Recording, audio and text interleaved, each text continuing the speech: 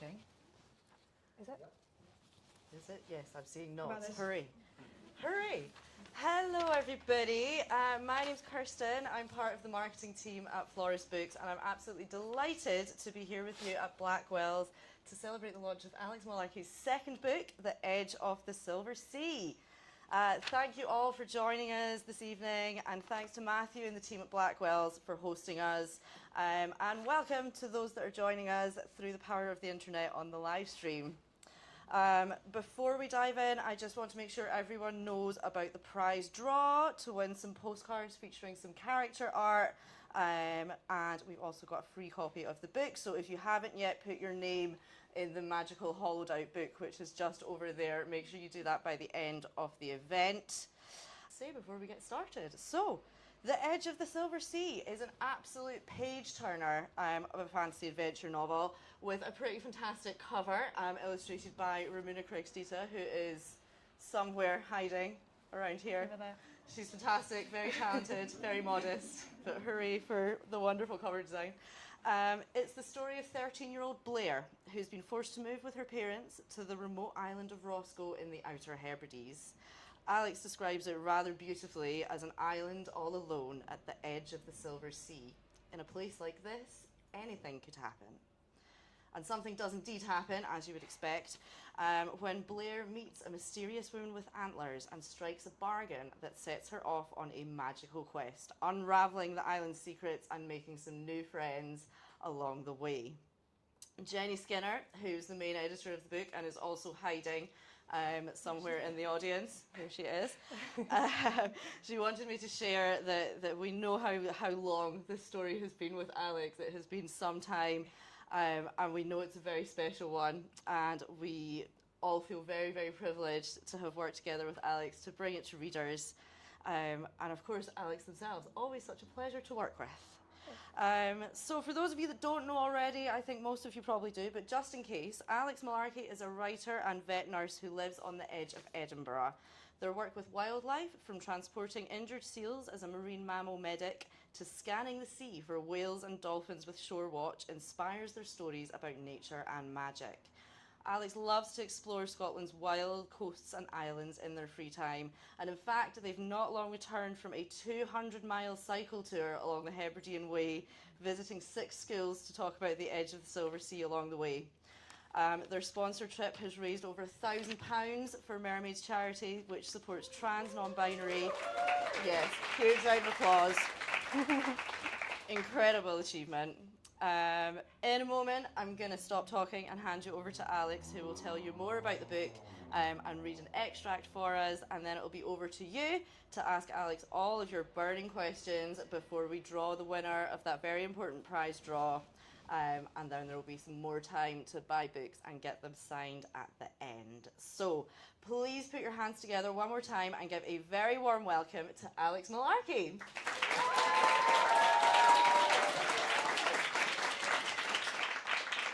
Thank you, everyone.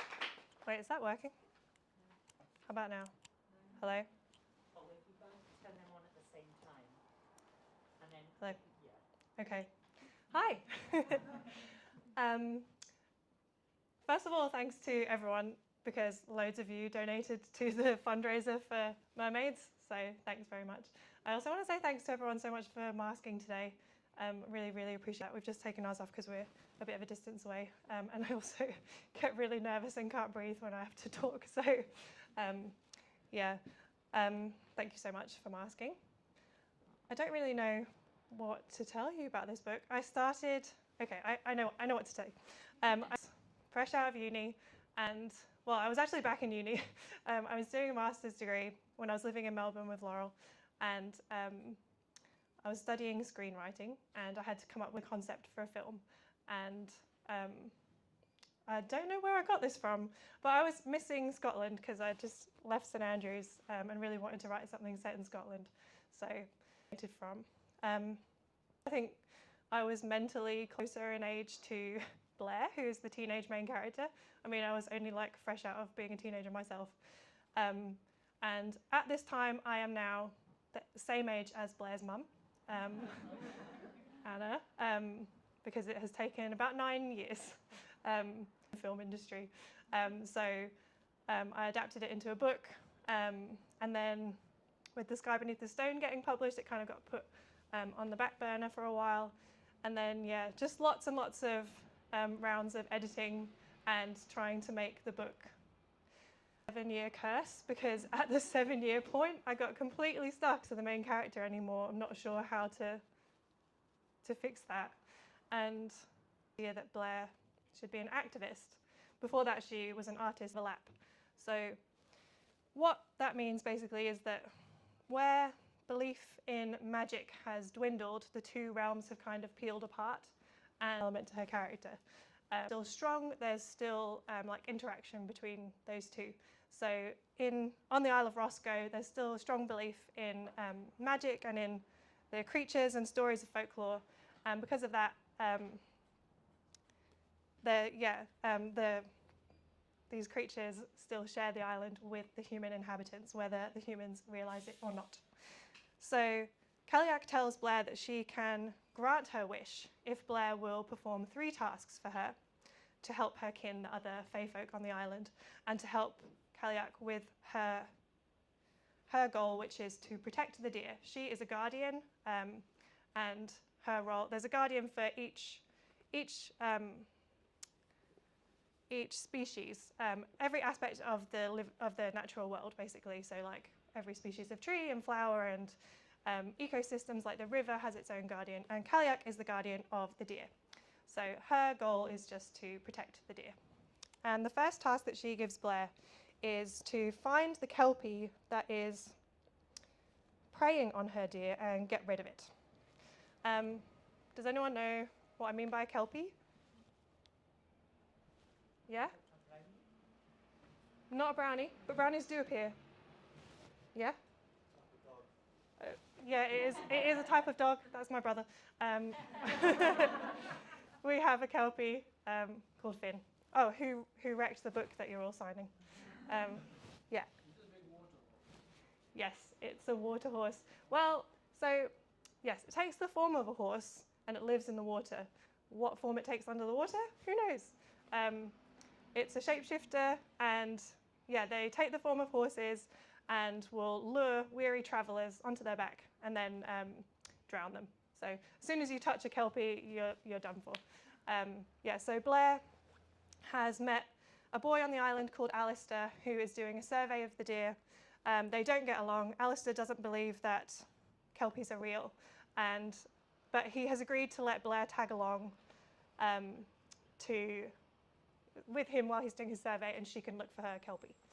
So on this occasion, she's with Alistair and also with his little brother Ewan. So I'm going to read now. "Look," said Alistair, "we're almost at the spot I was telling you about. See how the river's widening? In a minute we'll come to a big pool. It's a very popular spot for the deer to come and drink. I've seen..." He stopped speaking suddenly. Blair had been looking out at the river, but when she turned back to the path, she saw a figure emerge from the fog ahead. She stopped dead. There was an animal on the path, half cloaked in mist. Its coat glistened in shades of auburn and umber. It was thicker and taller than the largest stag she'd seen on the island, with a longer face and stronger legs.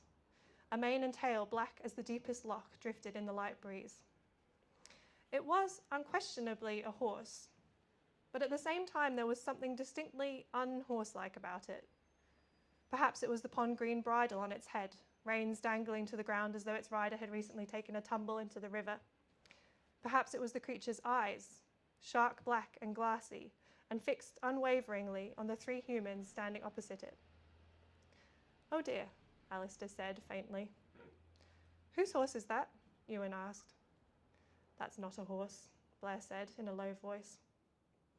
If it had been a horse, it would have looked away from them by now and started grazing, or even wandered away to eat in peace somewhere else. This creature was still staring at them. "It's a kelpie," Alistair breathed.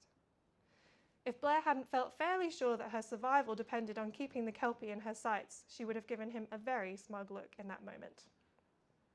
"What do we do?" Alistair asked. Blair zeroed in on the reins that trailed along the ground. If we get hold of its reins, maybe we can control it. Then we can lead it away. Get it on the ferry or something? That's a terrible plan, Alistair hissed, but Blair shrugged his comment off. I'll figure that part out later. You two stay here. Blair couldn't believe she was about to do this. The creature staring at her would eat her alive. She could see that in the intensity of its gaze, and it made her hands shake. But it was her ticket out of this whole mess, the only way she was going to get home. Taking a deep breath, Blair started walking towards the horse. It didn't look away, didn't even seem to blink. When she was barely a metre away, the Kelpie moved suddenly and she flinched, but it was only turning sideways, presenting her with its back. Its coat looked soft and warm. When she was little, she'd been desperate to learn how to ride, but they'd never had the money. If she wanted to, she could climb up and they could canter into the hills right now. She could live her childhood dream. No, she had to remind herself that this wasn't a horse. She had a job to do. She took a step towards the bridle, but the creature turned its head and, without touching her, nudged her towards its back. It really wants me to mount, Blair realised. And why shouldn't she, really? If she was on the back of a Kelpie, no one could stop her from galloping into the village and boarding the next ferry out of this place. She could ride all the way home to Carlisle. No, Blair told herself firmly, again. The moment I touch it, it'll drag me into the river and I'll be dead. Her heart thundered. She was so close now that she could hear the huff of its breath, smell the brackish scent of its fur. One wrong move and it could have her in its teeth. Blair clenched her fists, then flexed her fingers. She grabbed for the reins. The Kelpie tossed its head high and Blair's hands slipped on the slimy bridle. She stumbled backwards a step as she lost her grip and the Kelpie was on her in a flash, spinning round to lash at her with its teeth. Blair didn't feel the moment the bite connected with her, but she heard the tearing of fabric. She floundered backwards into something. Alistair. Come on! He grabbed her by the sleeve and they ran.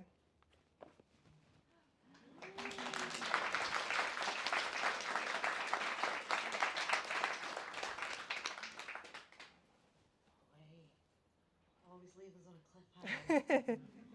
Yeah. Let's move on to some questions from you all. Does anyone want to kick us off? No? All right, I'll do it then. What's your favourite mythical creature? Selkies. Why? I really love seals. I love working with seals. I think they're amazing and they look so silly when they're on land and then they get in the water and they just look so graceful. They're amazing. And yeah, I've always just really loved Selkie stories. The idea that there are seals that can take their skins off and walk on land as people. So there's Selkies in the book, of course. Nice. All right, come on, audience. Let's have a question. There we go. Were there any mythical creatures that you didn't include because they were too scary? Or too weird? Ooh. Were there any mythical creatures I didn't include because they were too scary? No. I did try. I wanted the creatures to be kind of creepy. They're scary, but they mean well. They just can't help it that they're scary. Sally? The landscape and the you usually describe, is it based on a particular island or islands or anywhere in particular? When I started writing this, I actually hadn't been to any Scottish islands, except the Isle of May in the fourth, but I hadn't been to any of the Hebrides, and I guess it was just an idea of Scotland that I had. But then since I started, which obviously was a long time ago now, visited a lot of the islands, and it was originally based on Jura, which was because Jura has a huge population of deer, like loads of deer to each person that lives on the island, and they have the legend of Cailleach, who is not the Cailleach of Scottish folklore, but the Cailleach of the deer who protects the deer. So that's where that idea came from. But I visited Jura and I just realised I didn't want to write a book about somewhere I didn't know personally. I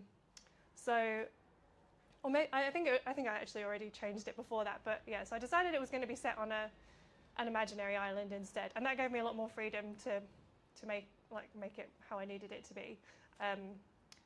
And then I visited Colonsay and went there for a writing retreat for a week.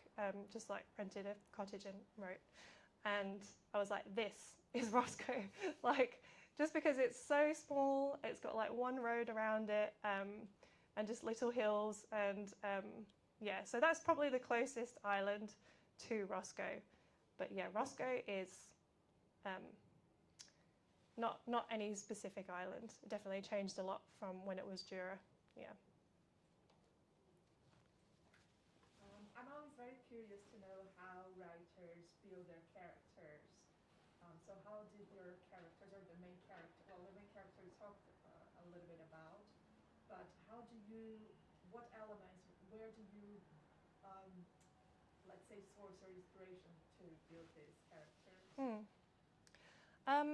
I guess like in my middle grade books, they're often inspired by my experiences when I was a kid.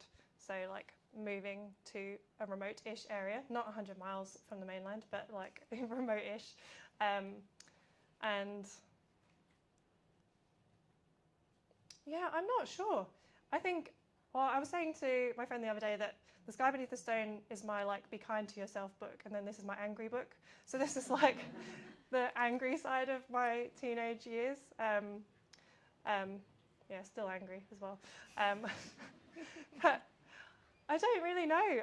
I don't have like any major insights into character, to be honest. I just sort of figure out what I need them to do, and then I figure out why they would do it. So yeah, I guess in that way the plot kind of comes first a little bit. But yeah, I needed Blair to be the kind of person who would make a fairy bargain.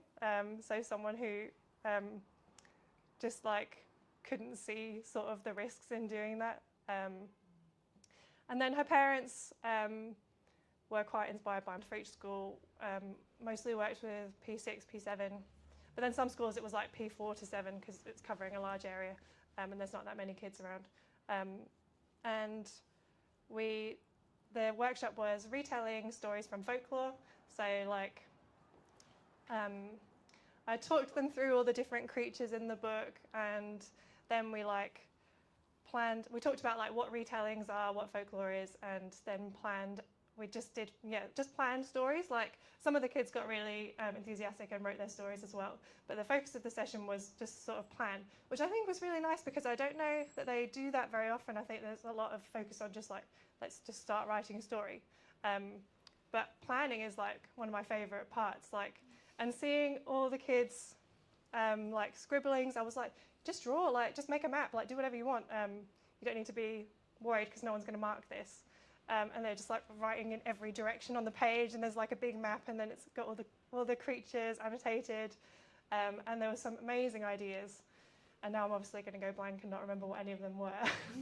But yeah, I was just like encouraging them to think of a story that they like and try and retell it. I did have to have a lot of discussions about plagiarism and and where I would be like, maybe you should change these characters' names. Probably can't have like Spider-Man in there, but I mean, it only really matters if you're going to publish it. So, you know, it was getting a bit in depth for the kids actually at that stage. So, yeah, it went really well. The last school was an absolute highlight. It was a secondary school in Stornoway, and they had got together a group of people who all loved writing from across the year groups into the library, and the librarian was lovely and had set up like a display of different books about folklore, and they were just a great group. So it was a real high note to end on. So yeah, it was great. Thanks for asking. I think there was another question up in the back row. Yes. So the book seems like a love letter to Scotland, and I was just wondering what your favourite things about Scotland are. Oh, what are my favourite things about Scotland? Love the landscape, obviously. I think, wow, I've not actually thought about this before. I mean, it's just like as soon as I was old enough, this is where I chose to live. We went to Australia for a few years in between, but then we came back. I think it's, the wildlife. Love the wildlife. And we were talking yesterday about traveling abroad, and I was like, I don't really even feel the need to travel abroad anymore, because it's just like so many amazing places still to see in Scotland and elsewhere in the UK. I think there's just, I don't know, it's like the wildness, and it's such a beautiful country, and people are lovely. Yeah, it's just a great place, isn't it? I mean, we all obviously think so. Apart from your experience of living in Scotland, is there something in particular that inspires you to write about Gaelic folklore and folklore? I did English at uni, and I wrote my dissertation on folklore, so I think that's probably where my interest started. Actually, you know what it was? It was my sixth form English teacher. We did Angela Carter's, what are they called? The Bloody Chamber. We studied that, and we were talking about retellings all year long. It was just amazing, and she was so passionate about it, and she had us listening to Florence and the Machine and like dissecting her songs. It was just great. So I think she probably got me to love folklore. Her name was Mrs. Jarrett, just in case she's listening. And so after that, I've just always been really interested in folklore. And I think it's like, I don't know, just a really rich, like, there's just a lot to draw on, and there's so many different ways of telling it. Like I was saying to all the school groups, 100 people could retell the same story, and every retelling will be different, just because of like how different each person is, and like how different your worldview is, and you know, you might pull out completely different themes from that story than someone else would. So I think it feels nice to draw on a tradition. Yeah. Over here. What's something you would want people to take away from reading the book? What's something I would want people to take away from reading the book? I mean, there's definitely environmental themes in there. There's a lot of sort of debate about how humans can live in balance with nature, and very different approaches from different characters. So it'd be interesting to hear when you've read it what you think. But there's also a lot about identity.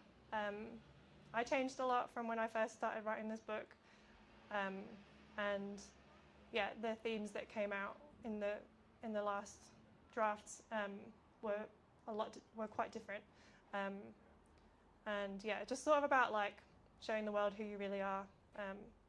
That's a big part of it as well.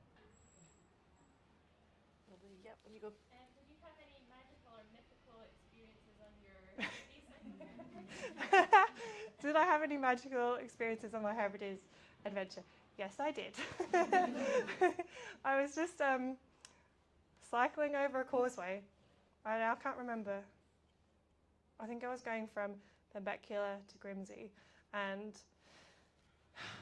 oh no, it doesn't matter which causeway it was, but I was going over a causeway, and I saw these Shetland ponies standing by a loch, and I was like, oh, that's so cute. And then one of them just started walking into the water, and I had to pull over and start filming, because this pony just like waded into like chest deep. I wish I had a projector so I could show you. And waded across to an island to graze, and then just started eating. So that was very cool. Kelpie experience. I also saw short-eared owls, which was amazing. They were hunting. I heard. So the bird, there is a significant bird in the book. It's an owl. It used to be like a swift, and then I watched Wild Isles with David Attenborough, and there was a feature on short-eared owls and how they live in the Hebrides and they hunt by day. And I was like, oh my God, that is so cool. So I changed it so it was short-eared owls. And I saw two, and they were hunting right outside this little like hut that I was sleeping in for the night. It was just like a wooden hut with a mattress inside, and it was like the coziest night's sleep I had on the whole trip. And yeah, I was having my tea in the morning, and they were just there. Couldn't believe it. Yeah, I took a video of that too. It's on my Instagram if you want to see. But yeah, those are probably the two most magical experiences. Oh, there's loads actually. There was a lot of wildlife. So yeah, I definitely recommend doing the Hebridean Way. You can walk it as well. Or you could just like go visit the islands because just wildlife everywhere. Ali. Not to start a Hebridean turf war, but can you say which island was your favourite? My favourite island.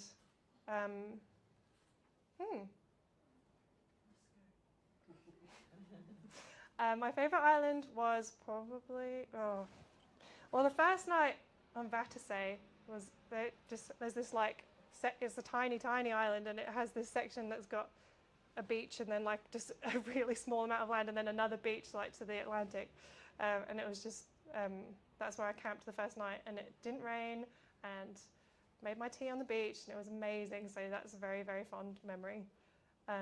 Grimsby was really beautiful as well.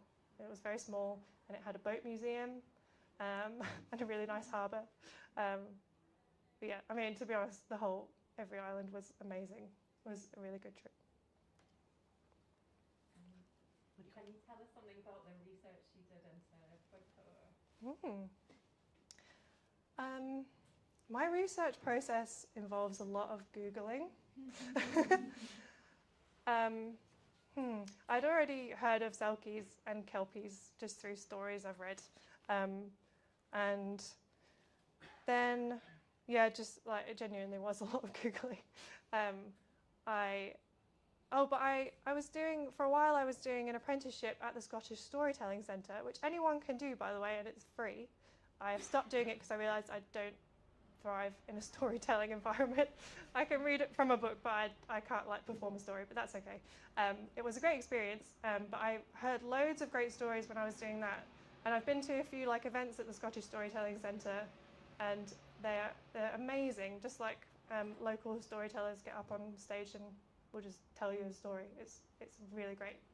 So that was a good source as well. And they've got loads of good books in their shop about folktales. And Kelpies have loads of books of Scottish folklore as well.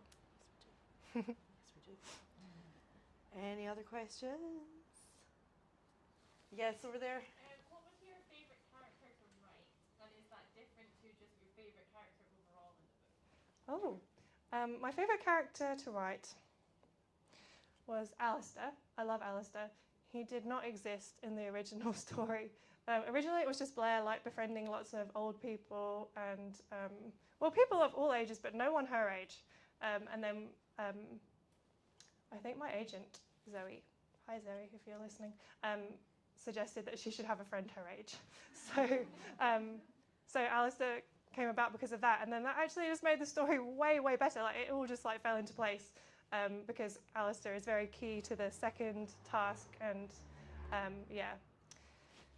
So Alistair is really fun to write because he is also an environmentalist, but he doesn't approve of Blair's like school striking. But then he goes to a school that has like 100 kids, not even that. So he's the one who does like a survey of the deer. So yeah, he's all about ecology. She's all about activism, and they clash a lot. But then they become friends. Spoiler alert.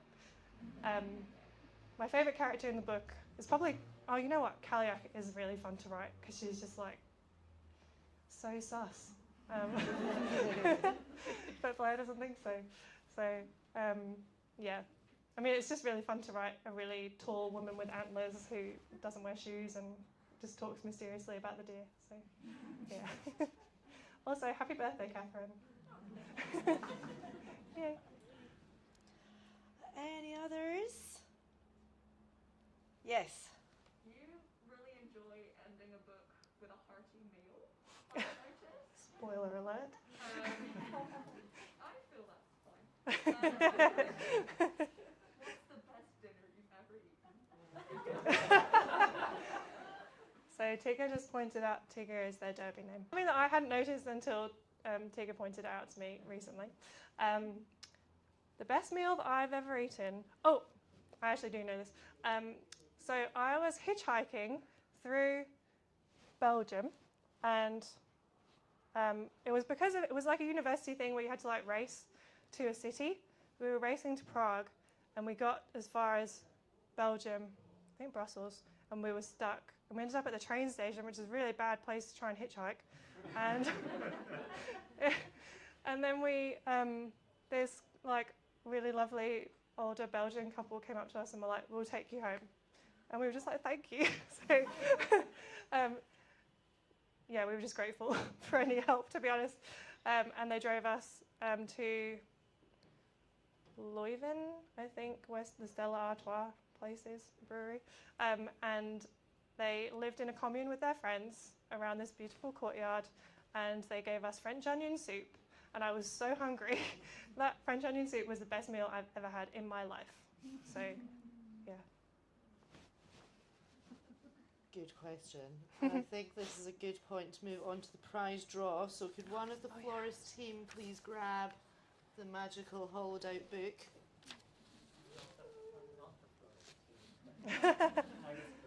Thanks, Matthew. Thank you very much. And Alex, do you want to pick someone to Yeah. come and draw names? Oh, would you like to? Would you like to draw some names for us? If you're feeling up to it, no pressure. Okay, so will we do So character art, 2 sets of character art, and Yeah. then the book? So we're going to have 3 winners. 2 winners will get some lovely character art postcards, and then the 3rd winner will get some character art postcards and a free copy of the book. So on you go, pick the first winner for us.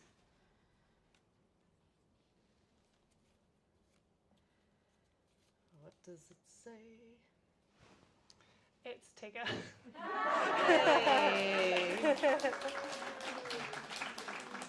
Thank you very much. All right, let's just put that down and then pick the second one for us.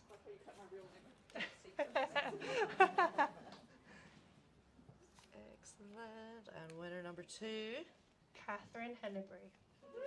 Woo! And last one. Amy Parent. Yay! Thank you. Thank you very much. Here you go. All right. Alex, is there anything else you would like to say before we finish? I would like to say that my friend Skye McKenna is here, who wrote the Hedge Witch series and is having a launch for her 3rd book, Sea Witch, on the 4th of October. So if you'd like to come along, please do. We're going to be in Stirling at the Book Nook. Thank you. Yes. Fantastic. So thank you so much to Blackwell's for having us this evening and for choosing The Edge of the Silver Sea as their children's book of the month for September.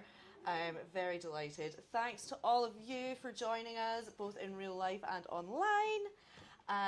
Alex will be signing books over by the till point, so please do get your book signed. Are you doing it here? Okay, Alex is going to be signing books here. The till point is over there if you have not yet purchased your book. And there will also be cake just over here as well, so please do make sure you grab a slice of cake before you go. I will also say a massive thank you to Kelpies for hosting this event, and to Blackwell's for hosting and to Kelpies for organising. Thank you, guys. Anytime. And thanks to my mum, because my mum made this bunting here with the book's colour scheme. So Fabulous. Special round of applause just for the bunting, I think. And okay, so let's just finish off. One more giant round of applause for the wonderful Alex Mullarky.